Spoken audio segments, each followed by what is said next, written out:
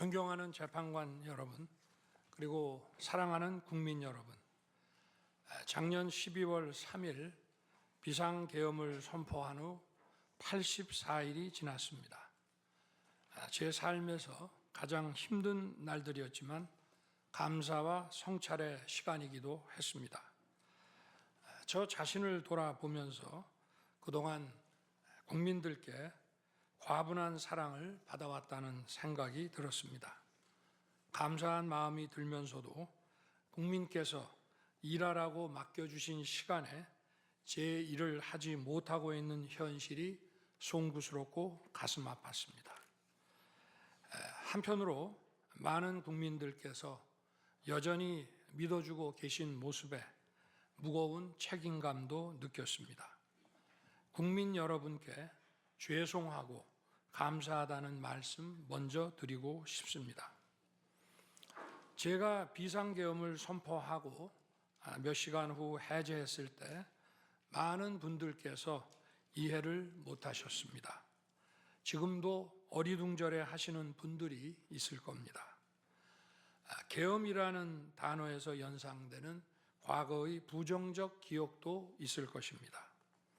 거대 야당과 내란 공작 세력들은 이런 트라우마를 악용하여 국민을 선동하고 있습니다. 그러나 12.3 비상계엄은 과거의 계엄과는 완전히 다른 것입니다. 무력으로 국민을 억압하는 계엄이 아니라 계엄의 형식을 빌린 대국민 호소입니다.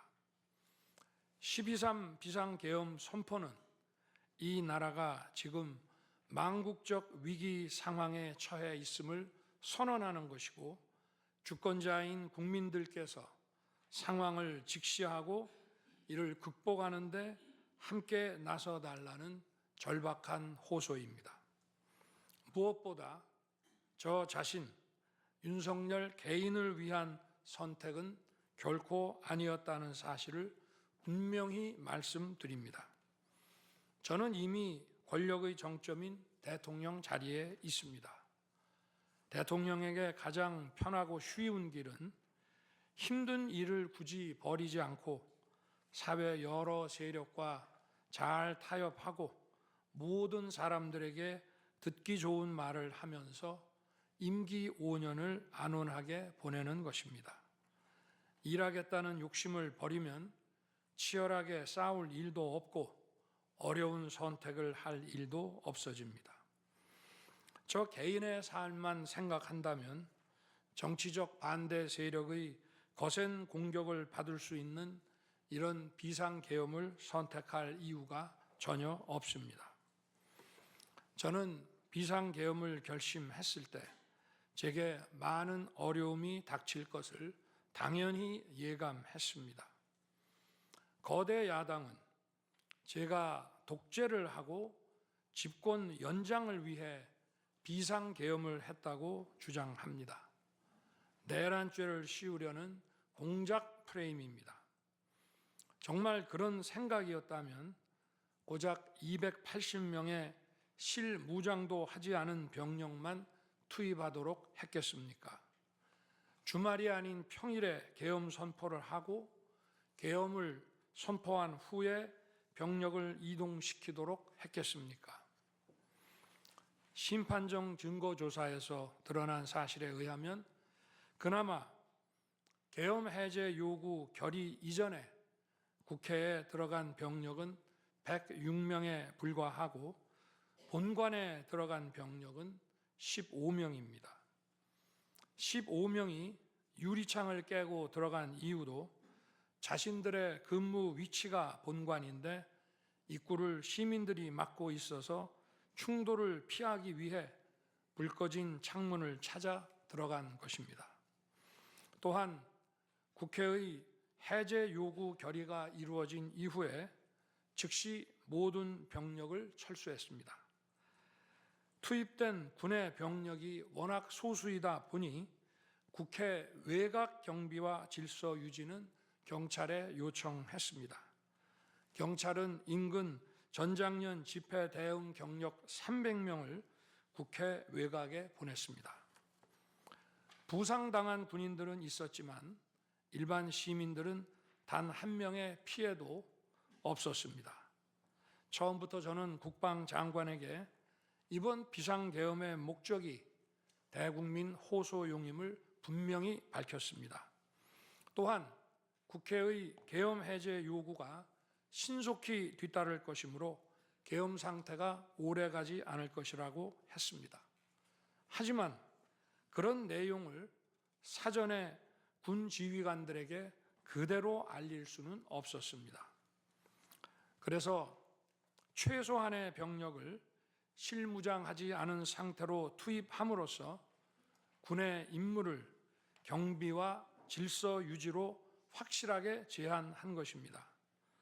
많은 병력이 무장 상태로 투입되면 아무리 조심하고 자제하라고 해도 군중과 충돌하기 쉽습니다.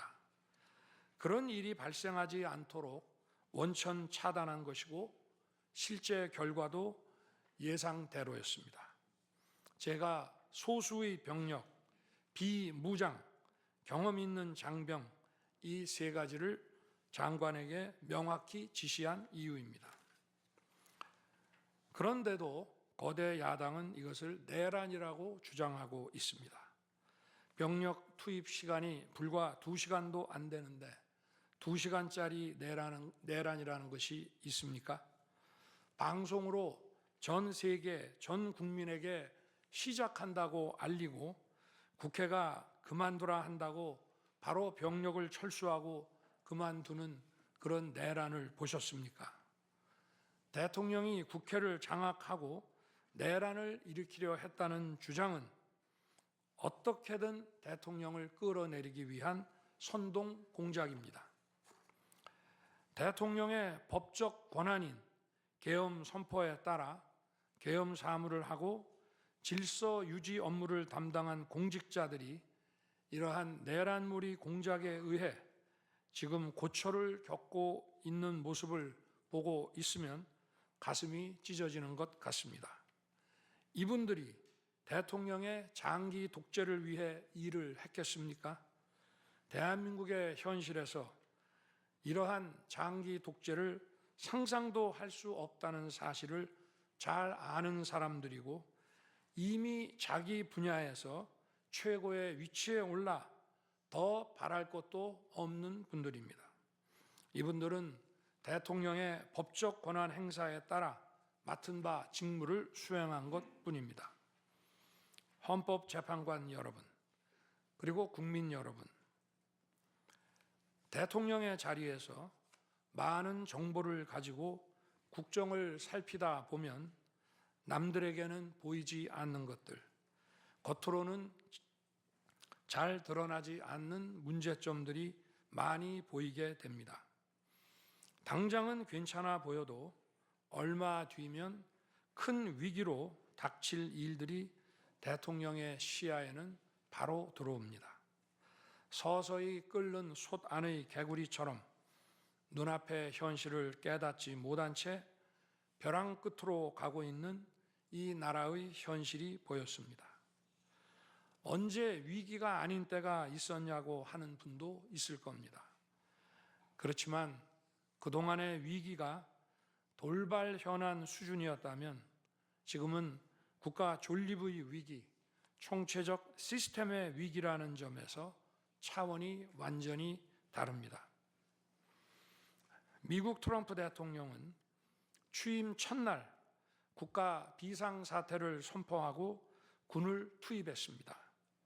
미국이 국가 비상사태인가에 대한 판단은 다를 수 있습니다. 하지만 불법 체류자와 마약 카르텔 등 당면한 위기에 맞서 국민들을 지키기 위한 대통령의 결단임은 분명해 보입니다. 그렇다면 지금 우리나라의 현실은 어떻습니까? 국가 비상사태가 아니라고 단언할 수 있습니까? 북한을 비롯한 외부 주권 침탈 세력들과 우리 사회 내부의 반국가 세력이 연계하여 국가 안보와 계속성을 심각하게 위협하고 있습니다. 이들은 가짜 뉴스, 여론 조작, 선전 선동으로 우리 사회를 갈등과 혼란으로 몰아넣고 있습니다. 당장 2023년 적발된 민주노총 간첩단 사건만 봐도 반국가 세력의 실체를 쉽게 확인할 수 있습니다. 이들은 북한 공작원과 접선하여 직접 지령을 받고 군사시설 정보 등을 북한에 넘겼습니다. 북의 지령에 따라 총파업하고 미국 대통령 방한 반대, 한미연합훈련 반대, 이태원 참사 반정부 시위 활동 등을 펼쳤습니다. 심지어 북한의 지시에 따라 총선과 대선에 개입한 정황도 드러났습니다. 지난 대선 직후에는 대통령 탄핵의 불씨를 지필하면서 구체적인 행동 지령까지 내려왔습니다. 실제로 대통령 당선인이 취임하기도 전인 2022년 3월 26일 윤석열 선제 탄핵 집회가 열렸고, 그때부터 2024년 12월 초까지 무려 178회의 대통령 퇴진 탄핵 집회가 열렸습니다. 이 집회에는 민노총 산하 건설 노조, 언론 노조 등이 참여했고 거대 야당 의원들도 발언대에 올랐습니다. 결국 북한의 지령대로 된 것 아닙니까? 요즘 세상에 간첩이 어디 있냐고 말하는 분들도 있습니다. 하지만 간첩은 없어진 것이 아니라 대한민국의 자유민주주의를 무너뜨리는 체제 전복 활동으로 더욱 진화한 것입니다. 그런데 이러한 간첩 활동을 막는 우리 사회의 방어막은 오히려 약해지고 곳곳에 구멍이 난 상태입니다. 지난 민주당 정권의 입법 강행으로 2024년 1월부터 국정원의 대공수사권이 박탈됐습니다. 간첩단 사건은 노하우가 축적된 기관에서 장기간 치밀하게 수사를 해야 합니다. 그런데 제대로 준비할 시간도 없이 전문성과 경험이 부족한 경찰에 대공수사권이 넘어가 버렸습니다. 간첩이 활개치는 환경이 만들어진 것입니다. 게다가 애써 잡아도 재판이 장기간 방치되는 상황까지 발생하고 있습니다. 현재 재판이 진행 중인 간첩 사건이 민노총 간첩단, 창원 간첩단, 청주 간첩단, 제주 간첩단 등 4건이나 됩니다. 그런데 청주 간첩단 사건은 1심 판결까지 29개월이 넘게 걸렸고, 민노총 간첩단 사건도 1심 판결에 1년 6개월이 걸렸습니다. 이들은 구속기간 만료 후 석방되어 1심 판결로 법정 구속이 될 때까지 버젓이 활보하고 다녔습니다. 현재 창원 간첩단 사건은 2년 가까이 재판이 중단되어 있고, 제주 간첩단 사건도 1년 10개월째 재판이 파행 중입니다. 모두 석방된 상태입니다. 간첩을 잡지도 못하고 잡아도 제대로 처벌도 못하는데 이런 상황이 과연 정상입니까? 그런데도 거대 야당은 민노총을 옹호하기 바쁘고 국정원 대공수사권 박탈에 이어 국가보안법 폐지까지 주장하고 있습니다. 경찰의 대공수사에 쓰이는 특활비마저 전액 삭감해서 영원으로 만들었습니다. 한마디로 간첩을 잡지 말라는 것입니다. 작년에는 중국인들이 드론을 띄워 우리 군사기지, 국정원, 국제공항과 국내 미군 군사시설을 촬영하다 연이어 적발되었습니다. 이들을 간첩죄로 처벌하기 위해서는 법률을 개정해야 하는데 거대 야당이 완강히 거부하고 있습니다. 국가 핵심 기술을 유출하는 산업 스파이도 최근 급증하고 있습니다. 반도체, 디스플레이 등 기술 유출 피해가 수십조 원에 달하는데 그 3분의 2가 중국으로 유출됩니다. 중국은 사진 한 장만 잘못 찍어도 우리 국민을 마음대로 구금하는 강력한 반간첩법을 시행하고 있는데 거대 야당은 산업 스파이를 막기 위한 간첩죄 법률 개정조차 가로막고 있습니다. 또한 거대 야당은 방산 물자를 수출할 때 국회 동의를 받도록 하는 방위사업법 개정안을 당론으로 추진하고 있습니다. 방산 비밀 자료를 국회에 제출해야 하고 거대 야당이 반대하면 방산 물자도 수출할 수 없게 됩니다. 국회에 제출된 방산 비밀 자료들이 제대로 보안 유지가 되며 적대 세력에 넘어가지 않는다고 누가 보장할 수 있겠습니까? 방산 기밀 자료가 이렇게 유출되면 상대국에서 우리 방산 물자를 수입하겠습니까? 북한, 중국, 러시아가 원치 않는 자유세계에 방산 수출을 하지 말라는 말과 같습니다. 방산 수출은 단순히 돈을 버는 것만이 아닙니다. 수출 상대국과 전략적 연대를 강화하고 더 나아가 자유세계 많은 국가들과 국방 협력을 이루어서 우리의 안보를 튼튼하게 하는 것입니다. 이러한 방산 수출을 권장하기는커녕 이렇게 방해하는 것이 결국 누구에게 도움되는 것입니까? 거대 야당은 우리 국방력을 약화시키고 군을 무력화하는 데도 앞장서고 있습니다. 여러분이 다 아시는 바와 같이 북한은 우크라이나에 많은 병력을 파병하여 러시아와 군사 밀착을 시도하고 있습니다. 우리에게 매우 심각한 안보 위협입니다.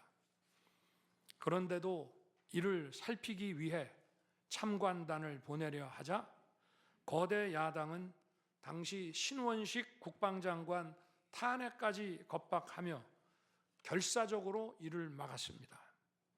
심지어 거대 야당은 우크라이나 참관단 파견, 대북 확성기와 오물풍선 대응 검토 등 군의 정당한 안보 활동까지 외환죄라고 우기고 있습니다. 국가와 국민의 안전을 지키려는 대통령을 전쟁광이라고 비난하고 북핵 위협에 대응하는 한미일 합동훈련을 극단적 친일 행위라고 매도했습니다. 1차 대통령 탄핵 소추안에는 북중러를 적대시하는 것이 탄핵 사유라고 명기했습니다. 190석에 달하는 무소불위의 거대 야당이 우리나라와 우리 국민 편이 아니라 북중러의 편에 서 있는 것입니다. 이러한 상황이 국가 위기 상황이 아니면 뭐란 말입니까? 이뿐이 아닙니다. 거대 야당은 핵심 국방 예산을 삭감하여 우리 군을 무력화하려 하고 있습니다. 거대 야당은 전체 예산 가운데 겨우 0.65%만 깎았을 뿐이라고 주장합니다. 그러나 그 0.65%가 어디냐가 중요한 것입니다. 마치 사람의 두 눈을 빼놓고 몸 전체에서 겨우 눈알 2개 뺐다고 말하는 것과 같은 얘기입니다. 거대 야당이 삭감한 국방 예산은 우리 군의 눈알과 같은 예산입니다. 북한 핵과 미사일 기지를 선제 타격하는 키일체인의 핵심인 정찰 자산 예산을 대폭 삭감했습니다. 핵심 전력인 지휘 정찰 사업 예산을 2024년 대비 4,852억 원 감액했고, 전술 데이터링크 시스템 성능 개량 사업은 무려 78%를 삭감했습니다. 우리 국민을 향해 날아오는 미사일을 요격하는 KAMD, 즉 한국형 미사일 방어 체계 구축도 예산 삭감으로 개발이 중단될 위기입니다. 장거리 함대공 유도탄 사업을 위해 예산 119억 5,900만 원을 책정했지만 96%를 삭감하고 5억 원만 남겼습니다. 정밀 유도포탄 연구 개발 사업은 84%를 삭감했습니다. 아무리 주먹이 세도 앞이 보이지 않으면 싸울 수 없듯이 감시 정찰 자산이 없으면 아무리 좋은 무기도 무용지물입니다. 게다가 최근 북한의 드론 공격이 큰 위협으로 대두되고 있습니다. 드론 방어 예산 100억 원 가운데 무려 99억 5,400만 원을 깎아서 사업을 아예 중단시켜버렸습니다. 도대체 누구의 지시를 받아서 이렇게 핵심 예산만 딱딱 골라 삭감했는지 저도 궁금할 지경입니다. 게다가 지난 민주당 정권은 국군 방첩사령부의 수사 요원을 2분의 1가량 대폭 감축하여 군과 방산에 대한 정보 활동과 방첩 활동에 심각한 타격을 주었습니다. 또 과거 간첩 사건과 연루된 인물을 국정원의 주요 핵심 간부로 발령내서 국정원이 방첩기관인지 정보 유출기관인지 모를 조직으로 방치하기도 했습니다. 지난 정부 시절 이런 일을 주도한 인물들이 여전히 거대 야당의 핵심 세력으로서 우리의 안보를 흔들고 있습니다. 우리 정부 들어 국가정보원이 국가안보의 중추기관으로 거듭날 수 있도록 노력하였고 국군 방첩사의 역량 보강을 위해 힘썼습니다마는 아직 문제의 뿌리를 제대로 다 드러내지 못했습니다.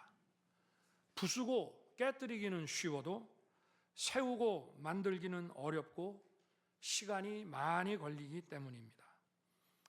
이런 상황이 겉으로는 멀쩡한 것처럼 보이지만 실질적으로 전시사변에 못지않은 국가 위기 상황이라고 저는 판단하고 있습니다. 거대 야당은 야당에 대한 대통령의 인식을 탓하기 전에 공당으로서 국가에 대한 책임 있는 자세와 신뢰를 보여주는 게 우선이라고 저는 생각합니다. 저는 자유민주주의 헌법 원칙, 국가 안보, 핵심 국익 수호만 함께 한다면 어떤 정치 세력과도 기꺼이 대화하고 타협할 자세가 돼 있는 사람입니다. 나라와 국민을 위한 길에 좌파 우파가 어디 있겠습니까? 하지만 자유를 부정하는 공산주의, 공산당 일당 독재, 유물론에 입각한 전체주의가 다양한 속임수로 우리 대한민국에 스며드는 것은 막아야 합니다. 이런 세력과 타협하고 흥정해서는 안 된다고 생각합니다. 우리가 가치를 공유하지 않는 나라와도 교역도 할 수 있고 국제 협력, 상호 이익을 추구할 수도 있습니다. 하지만 우리 정치 체제에 영향을 미치고 스며드는 것은 막아야 합니다. 그것이 국방 안보만큼 중요한 정치 안보입니다. 바로 우리의 자유민주주의를 지키는 길입니다. 자유민주주의 국가의 공당이라면 이런 세력을 옹호하고 이런 세력과 손잡는 일은 절대 해서는 안 되는 것입니다. 재판관 여러분, 그리고 국민 여러분, 거대 야당은 제가 취임하기도 전부터 대통령 선제 탄핵을 주장했고 줄탄핵, 입법 폭주, 예산 폭거로 정부의 기능을 마비시켜 왔습니다. 거대 야당은 이러한 폭주까지도 국회의 정당한 권한 행사라고 강변합니다. 그러나 국회의 헌법적 권한은 국민을 위해 쓰라고 부여된 것입니다. 자신들의 정치적 목적을 위해 정부 기능을 마비시키는데 그 권한을 악용한다면 이는 헌정 질서를 붕괴시키는 국헌문란의 다름 아닙니다. 또한 거대 야당은 제가 비상계엄으로 국회의 권능을 마비시키려 했다며 내란몰이를 계속하고 있습니다. 하지만 거대 야당은 제가 대통령에 취임한 이후, 아니 취임하기도 전부터 지금까지 지속적으로 끈질기게 정부의 권능을 마비시켜 왔습니다. 마치 정부를 마비시키는 것이 유일한 목표인 것처럼 국회의 권한을 마구마구 휘둘러 왔습니다. 국회의원과 직원들의 출입도 막지 않았고 국회 의결도 전혀 방해받지 않은 2시간 반짜리 비상계엄과 정부 출범 이후 2년 반 동안 줄탄핵, 입법 예산 폭거로 정부를 마비시켜온 거대 야당 가운데 어느 쪽이 상대의 권능을 마비시키고 침해한 것입니까? 거대 야당은 국무위원들은 물론이고 방통위원장, 검사, 감사원장에 이르기까지 탄핵하고 또 탄핵했습니다. 탄핵 사유가 되는지 여부는 전혀 중요하지 않았습니다. 심지어 거대 야당 대표를 노려봤다고 장관을 탄핵하기도 했습니다. 일단 탄핵해서 직무를 정지시켜 놓고 정작 헌재 탄핵 심판에서는 탄핵 사유를 마음대로 변경하는 황당한 일도 반복해 왔습니다. 얼마 전 중앙지검장 등 검사들에 대한 탄핵 심판을 재판관 여러분께서 직접 진행하시지 않았습니까?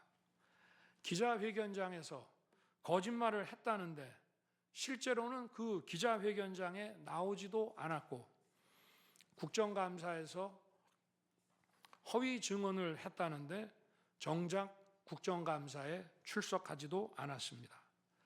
기본적인 탄핵 사유조차 틀렸는데도 일단 직무부터 정지시키고 보는 것입니다. 이것이 과연 정상적인 일입니까?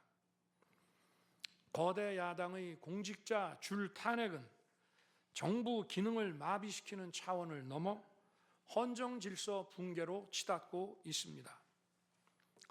이태원 참사가 발생하자 거대 야당은 연일 진상규명을 외치면서 참사를 정쟁에 이용했습니다.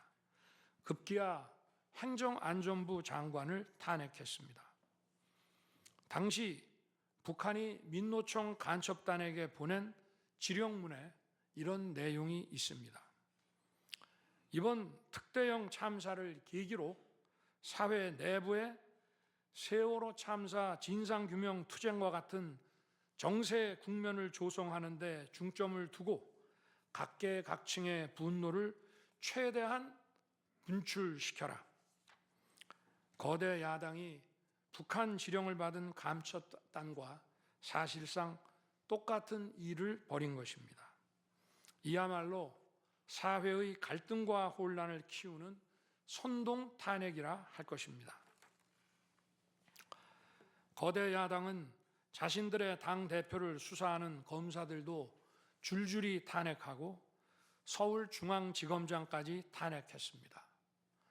검사 탄핵은 그 자체로도 수사 방해이지만 검사 탄핵을 지켜보는 판사들에 대한 겁박이 되기 마련입니다.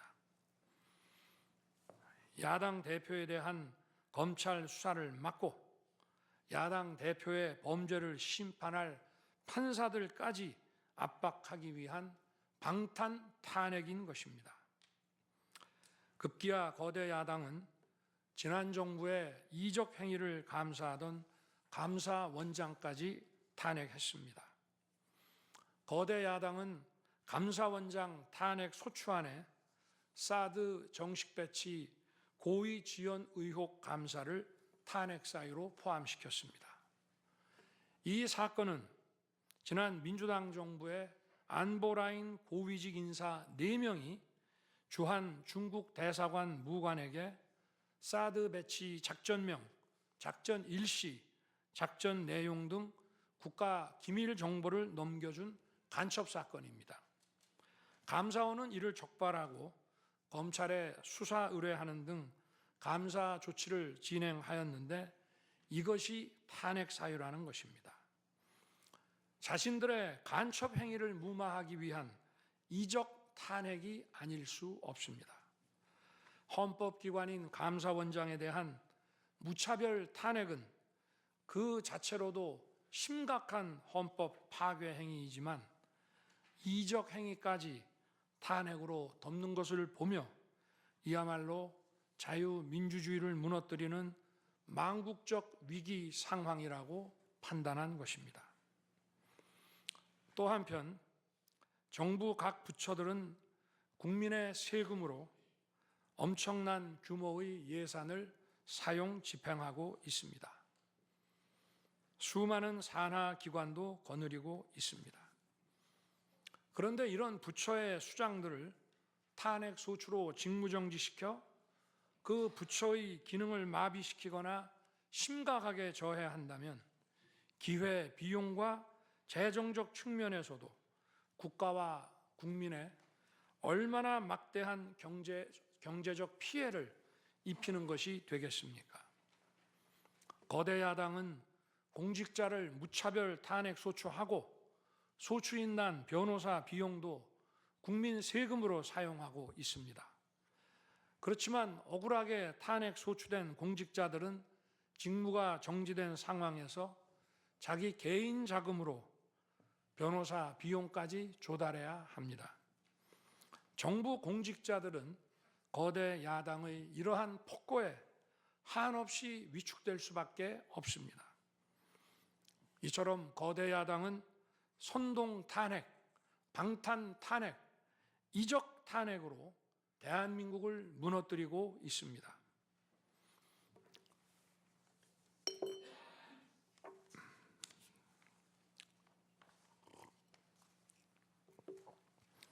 우리나라 선거 가운데 대통령 선거가 기간도 가장 길고 국민적 관심도 가장 큽니다.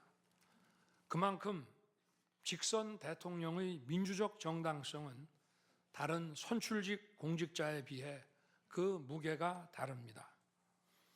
과거 우리나라 민주화 운동은 한마디로 대통령 직선제 확보였다고 해도 과언이 아닙니다.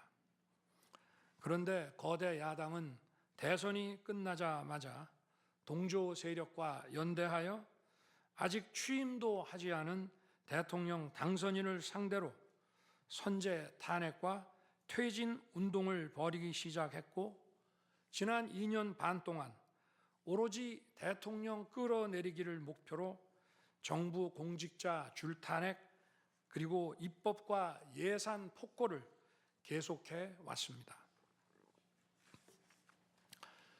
헌법이 정한 정당한 견제와 균형이 아니라 민주적 정당성의 상징인 직선 대통령 끌어내리기 공작을 그야말로 쉼없이 해온 것입니다. 이것이 국헌문란이 아니면 도대체 어떤 것이 국헌문란 행위이겠습니까? 뿐만 아니라 거대 야당의 이런 지속적 국헌문란 행위는 국가 정체성과 대외 관계에 있어서 자유민주주의 헌법 정신과 동떨어진 인식에 기반하고 있다고 저는 생각합니다. 따라서 직선 대통령을 끌어내리기 위한 줄탄핵, 입법 예산 폭권은 어느 면으로 보나 자유민주주의 헌정질서 파괴 목표로 하고 있다고 하겠습니다. 흔히들 대통령 중심제 권력 구조를 가지고 제왕적 대통령제라고 합니다. 그러나 지금 우리나라는 제왕적 대통령이 아니라 제왕적 거대 야당의 시대입니다. 그리고 제왕적 거대 야당의 폭주가, 그 독재가 대한민국의 존립 위기를 불러오고 있습니다. 계엄 이후 벌어진 일들만 보아도 모두 잘 알 수 있지 않겠습니까? 제가 정말 제왕적 대통령이라면 공수처, 경찰, 검찰이 앞다퉈서 저를 수사하겠다고 나서고 내란죄 수사권도 없는 공수처가 영장 쇼핑, 공문서 위조까지 해가면서 저를 체포할 수 있겠습니까? 저 역시도 수사 업무에 26년간 종사한 사람이지만 이렇게 여러 수사기관들이 무차별적으로 한 사건에 달려드는 꼴은 본 적이 없습니다. 비상계엄에 투입된 군 병력이 총 570명에 불과한데 불법적으로 대통령 한 사람 체포하겠다고 대통령 관저에 3, 4천 명이 넘는 경찰력을 동원했습니다. 대통령과 거대 야당 가운데 어느 쪽이 제왕적 권력을 휘두르며 이 나라의 헌정 질서를 무너뜨리고 있습니까? 제가 비상계엄을 결단한 이유는 이 나라의 절체절명의 위기를 더 이상 방치할 수 없다는 절박함 그것이었습니다. 저는 주권자인 국민들께 이러한 거대 야당의 반국가적 패악을 알리고 국민들께서 매서운 감시와 비판으로 이를 제발 멈춰달라고 호소하고자 했습니다. 국정마비와 자유민주주의 붕괴를 막고 국가 기능을 정상화하기 위해 절박한 심정으로 계엄을 선포한 것입니다. 12.3 비상계엄의 선포는 국가가 위기 상황과 비상사태에 처해 있음을 선언한 것입니다. 국민을 억압하고 기본권을 제한하려는 것이 아니라 주권자인 국민께서 비상사태 극복에 직접 나 주십사 하는 간절한 호소입니다. 그런데 거대 야당은 제가 국회의 요구에 따라 계엄을 해제한 그날부터 탄핵 시동을 걸었습니다. 하지만 비상계엄은 범죄가 아니고 국가 위기를 극복하기 위한 대통령의 합법적 권한 행사입니다. 저는 긴급 국무회의를 거쳐 방송을 통해 비상계엄을 선포했고 그 과정에서 거대 야당의 국회 독재가 망국적 위기를 초래하였다고 했기 때문에 많은 사람들이 국회로 몰려들 것이었고 계엄 상황에서 질서 유지를 위해 국회에 최소한의 병력을 투입했으며 국회가 해제 요구 결의를 하자 즉각 병력을 철수하고 국무회의를 소집해서 계엄을 해제했습니다. 다 알고 계시다시피 2023년 중앙선관위를 포함한 국가기관들이 북한에 의해 심각한 해킹을 당했습니다. 중앙선관위는 이 같은 사실을 국가정보원으로부터 통보받고도 다른 국가기관과 달리 점검에 제대로 응하지 않았습니다. 나중에 채용비리 사건 때문에 울며 겨자 먹기로 응한 일부 소극적 점검 결과 심각한 보안 문제가 드러났기 때문에 중앙선관위 전산 시스템 스크린 차원에서 소규모의 병력을 보낸 것입니다. 선거의 공정과 직결되는 중앙선관위의 전산 시스템 보안 문제는 우리 자유민주주의 체제의 핵심 공공재이자 공공자산을 지키는 일입니다. 더구나 그동안의 선거 소송에서 드러난 다량의 가짜 부정투표 용지, 그리고 투표 결과가 도저히 납득하기 어렵다는 통계학과 수리과학적 논거 등에 비추어 중앙선관위의 전산 시스템에 대한 투명한 점검 필요성이 꾸준히 제기되어 왔습니다. 이런 조치들의 어떤 부분이 내란이고 범죄라는 것인지 도대체 이해할 수가 없습니다. 비상계엄이라는 것 자체가 불법이라면 계엄법은 왜 있으며 합동참모본부의 계엄과는 왜 존재하겠습니까? 재판관 여러분, 그리고 국민 여러분, 저는 2021년 6월 29일 처음으로 정치 참여를 선언했습니다. 대통령이라는 자리가 영광의 길이 아니라 형극의 길이라는 사실은 이미 잘 알고 있었습니다. 또 대통령직을 아주 가까이에서 지켜보신 어떤 분은 우리나라 대통령직은 저주의 길이라면서 만류하시기도 했습니다. 그러나 자유민주주의라는 헌정 질서가 무너지고 있는 상황에서 나라를 지키고 싶어 정치를 시작했습니다. 그때 정치 참여를 선언하면서 국민께 드린 약속이 있습니다. 우리의 미래를 짊어질 청년들, 국가를 위해 희생하신 분들, 산업화에 일생을 바친 분들, 나라의 민주화에 헌신하고도 묵묵히 생업에 종사하며 살아가시는 분들, 성실하게 세금을 내시는 분들, 이런 분들이 분노하지 않는 나라를 만들겠다는 약속이었습니다. 그리고 청년들이 마음껏 뛰는 역동적인 나라, 창의와 자유가 넘치는 혁신의 나라, 약자가 기죽지 않은 따뜻한 나라, 국제사회와 가치를 공유하고 책임을 다하는 나라를 만들겠다고 국민께 약속드렸습니다.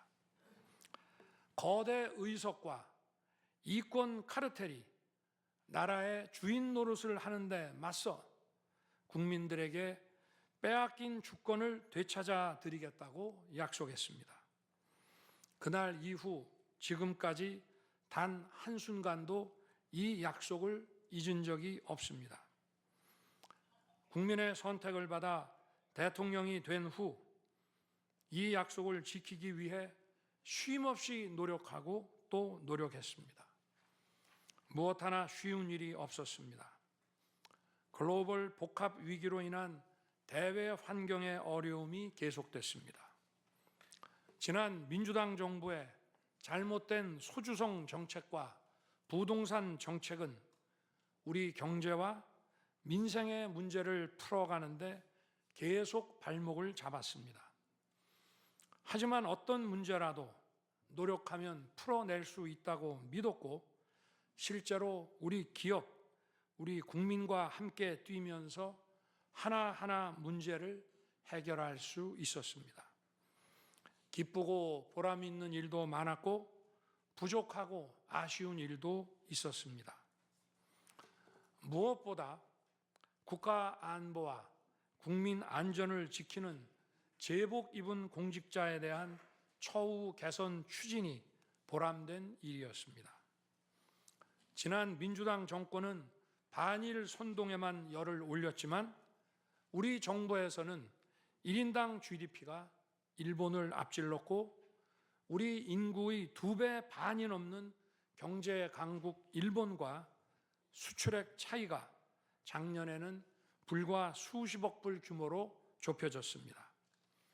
20년 전에 비해 100분의 1, 지난 민주당 정부에 비해 수십분의 1로 줄어든 것입니다.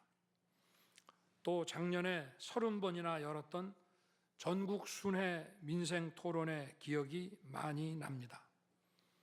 국민의 어려움을 직접 듣고 많은 일을 현장에서 해결해 드리면서 국민과 같이 웃기도 했고 같이 울기도 했습니다. 수도권, 영남, 호남, 충청, 강원, 제주까지 전국 모든 지역을 다니면서 지역 발전 방안을 함께 고민했습니다. 우리 국민들께서 전국 어디에 사시든 공정한 기회를 누리며 행복하게 살 수 있도록 만들어서 진정한 국민 통합을 이루고 싶었습니다. 다시 그렇게 일할 기회가 있을까 마음이 아립니다. 1박 4일의 살인적 일정으로 미국에 가서 한미일 캠프 데이비드 선언을 발표했을 때는 보람이 컸고 정말 마음이 든든했습니다. 방산 수출에 물꼬를 트고 팀 코리아가 체코 원전 건설 사업의 우선 협상 대상자로 선정됐을 때에는 어린아이같이 기뻤습니다. 아쉬웠던 순간도 떠오릅니다. 기업과 국민들에게 꼭 필요한 법안들은 하염없이 뒤로 밀어놓고 거부권을 행사할 수밖에 없는 위헌적 법안, 핵심 국익에 반하는 법안들이 야당 단독으로 국회에서 일사천리 통과될 때에는 답답했습니다. 국방, 치안, 민생을 위해 꼭 필요한 아킬레스건 예산들이 삭감됐을 때에는 막막했습니다. 지금 저는 잠시 멈춰서 있지만 많은 국민들, 특히 우리 청년들이 지금 대한민국이 처한 상황을 직시하고 스스로 주권을 되찾고 나라를 지키기 위해 나서고 있습니다. 비상계엄의 목적이 망국적 위기 상황을 알리고 헌법 제정 권력인 주권자들께서 나서 주시기를 호소하는 것이었는데 이것만으로도 비상계엄의 목적이 상당 부분 이루어졌다고 생각하게 됩니다. 저의 진심을 이해해 주시는 우리 국민과 청년들에게 진심으로 감사 말씀을 드리고 싶습니다. 제가 직무에 복귀하게 되면 나중에 또다시 계엄을 선포할 것이라는 터무니없는 얘기도 있습니다. 계엄의 형식을 빌린 대국민 호소로 이미 많은 국민과 청년들께서 나라의 상황을 직시하고 나라 지키기에 나서고 계신데 그런 일을 또 할 이유가 있겠습니까? 결코 그런 일은 없을 것입니다.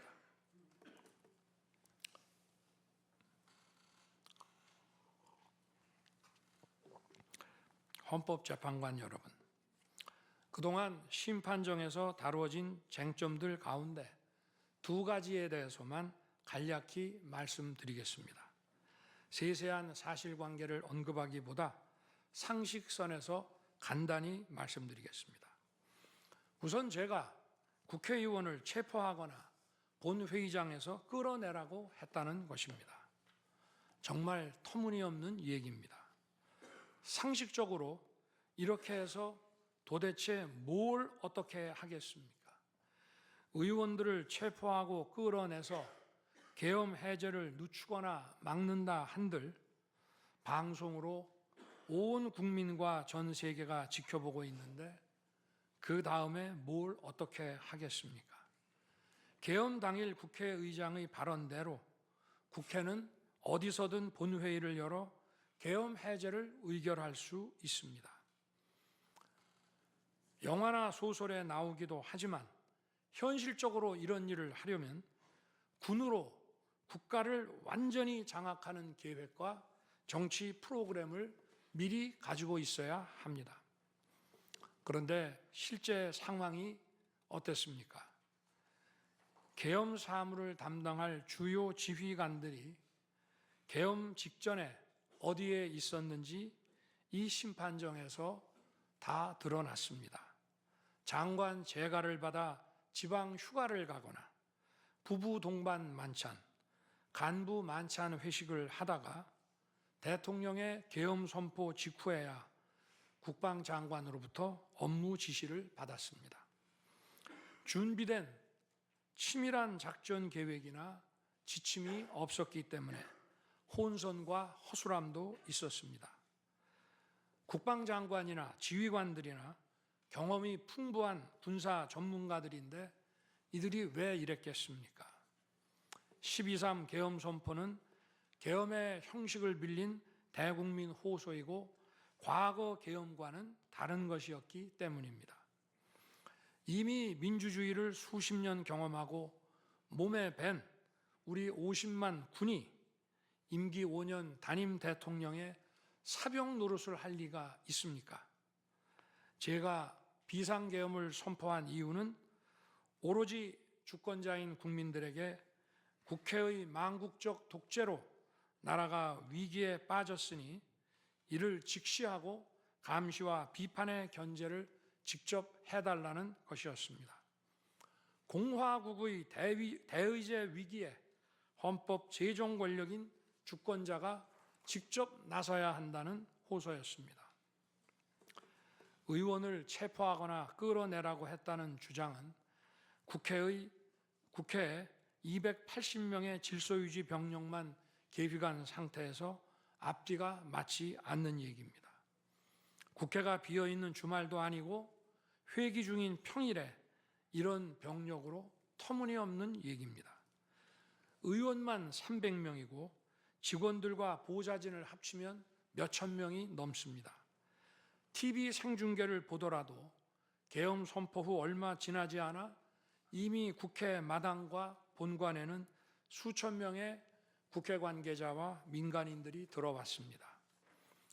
실제로 계엄 선포 후 1시간 30분이 지나서야 질서유지 군 병력이 도착했고 경내에 진입한 병력이 106명, 그중에서 본관에 들어간 병력이 겨우 15명인데 이런 극소수 병력을 가지고 국회의원을 체포하고 끌어낸다는 것이 말이 되겠습니까? 게다가 의결 정족수가 차지 않았으니 본회의장에 들어가서 의원들을 끌어내라고 했다는데 의결 정족수가 차지 않았으면 더 못 들어가게 막아야지 끌어낸다는 것도 상식에 맞지 않는 얘기입니다. 본관에 진입한 군인들은 본회의장이 어디에 있는지도 몰랐다고 합니다. 무엇 하나 말이 되지 않습니다. 단 한 사람도 끌려 나오거나 체포된 일이 없었으며 군인이 민간인들에게 폭행당한 일은 있어도 민간인을 폭행하거나 위해를 가한 일은 한 건도 없었습니다. 실제로 일어나지도 않았고 일어날 수도 없는 불가능한 일에 대해 이런 주장을 하는 것은 지난번에도 말씀드렸지만 그야말로 호수 위에 비친 달빛을 건져내려는 것과 같은 허황된 것입니다. 거대 야당은 대통령의 헌법상 권한에 기해 선포된 계엄을 불법 내란으로 둔갑시켜 탄핵 소추를 성공시켰습니다. 그리고는 헌재 심판에서는 탄핵 사유에서 내란을 삭제했습니다. 그야말로 초유의 사기 탄핵이 아닐 수 없습니다. 내란이냐 아니냐는 긴 시간의 복잡한 심리를 통해 가려지는 게 아닙니다. 내란이냐 아니냐는 판례에서 보듯이 실제 일어난 일과 진행된 과정에서 드러난 결과로 누구나 쉽게 바로 알 수 있어야 내란이 되는 것입니다. 거대 야당과 소추단이 헌재 심판 대상에서 내란을 삭제한 이유는 심판의 심리 시간을 단축시키려는 것이 아니라 내란의 실체가 없기 때문입니다. 더구나 12.3 계엄은 발령부터 해제까지 역사상 가장 빨리 종결된 계엄입니다. 그러다 보니 계엄사령부 조직도 구성되지 못했고 예하 수사본부 조직도 전혀 만들어지지 못한 채 그냥 계엄이 종료됐습니다. 비상계엄 국무회의에 대해 간단히 말씀드리겠습니다. 계엄 당일 국무회의는 국무회의로 보기 어렵다는 주장이 있습니다. 그런데 국무회의를 할 것이 아니었다면 도대체 12월 3일 밤에 국무위원들이 대통령실에 온 이유를 오히려 제가 묻고 싶습니다. 국무회의가 아니라 간담회 정도였다는 주장도 있습니다만 그날이 간담회를 할 상황은 아닙니다. 간담회는 의사 정족수도 없는데 국무회의 의사 정족수가 찰 때까지 왜 기다렸겠습니까? 당일 저녁 8시 반부터 국무위원들이 차례로 오기 시작했고 저는 비상계엄에 대해 설명하고 국방장관은 계엄의 개요가 기재된 비상계엄 선포문을 나눠줬습니다. 국무위원들은 경제적, 외교적으로 어려움이 있다고 우려했고 저는 대통령으로서 각 부처를 관장하는 국무위원들의 생각과 다른 생각을 가지고 있으며 국가가 비상 상황이고 비상한 조치가 필요함을 설명했습니다. 그리고 각 부처 장관의 우려사항, 예를 들어 경제부총리의 금융시장 혼란 우려와 외교장관의 우방국 관계 우려는 제가 걱정하지 말라고 했습니다. 국무위원들이 과거의 계엄을 연상하고 있는 상황에서 저는 그냥 걱정하지 말라고 할 수밖에 없었습니다. 의사 정족수 충족 이후 국무회의 시간은 5분이었지만 그 이전에 충분히 논의를 한 것입니다. 다음 날 새벽 해제 국무회의는 소요 시간이 단 1분이었습니다. 실제 정례 주례 국무회의 경우에도 모두와 마무리 발언 등을 하고 많은 안건을 다루기 때문에 1시간가량 걸리지만